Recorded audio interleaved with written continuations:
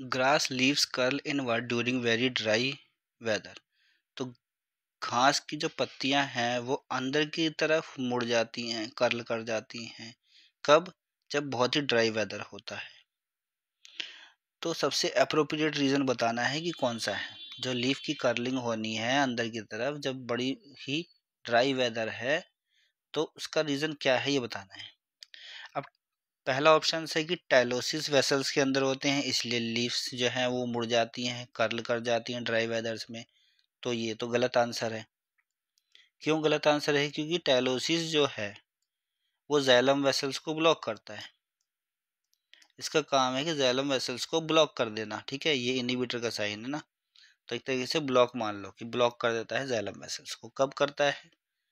During secondary growth, जब कभी भी सेकेंडरी ग्रोथ होती है तो इसका ये काम है। इसका कोई लीफ कर्लिंग से लेना देना कुछ नहीं होता है। तो ये हो गया गलत। Option B, closure of stomata. Stomata close होता है किस लिए? ताकि प्रिवेंट हो सके। क्या चीज़ प्रिवेंट हो?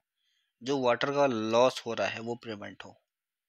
तो वाटर लॉस को रोकने के लिए स्टोमेटा क्लोज होता है। तो इस बंद होने की वजह से लीफ कर्ल का कुछ लेना देना नहीं होता है। अगर स्टोमेटा क्लोज होगा तो उसकी वजह से लीफ कर्लिंग नहीं होगी। नेक्स्ट है shrinkage of air spaces in spongy mesophylls. Spongy mesophylls है उसमें जो है एयर स्पेस कम होते चले जाते हैं, उसकी वजह से लीफ कर्लिंग होती है। तो ये भी जो है वो गलत है आंसर।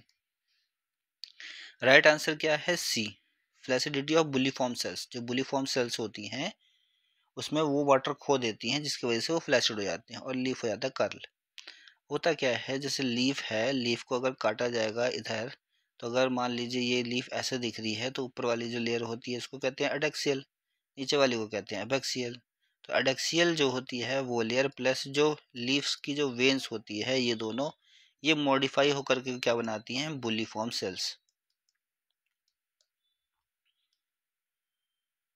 अब बुलिफॉर्म सेल्स अगर वाटर लॉस हो जाएगा, -H2 लिख दे रहा हूँ, मतलब अगर वाटर लॉस होता है तो ये कैसी बन जाती हैं? फ्लैसिड। और फ्लैसिड बन जाती हैं तो फिर लीफ कर्ल हो जाता है। ठीक है, तो फ्लैसिडिटी जो बुलिफॉर्म सेल्स की होती है वो ड्राई वेदर में लीफ की कर्लिंग करवाती है घास में। ठीक है, और वहीं अगर हम दूसरे तरीके से देख ले कि अगर मतलब बुलिफॉर्म सेल्स जो है वो वाटर को एब्जॉर्ब कर ले, वाटर को एब्जॉर्ब कर लेंगे तो कैसे हो जाएंगे? टर्जिड हो जाएंगे।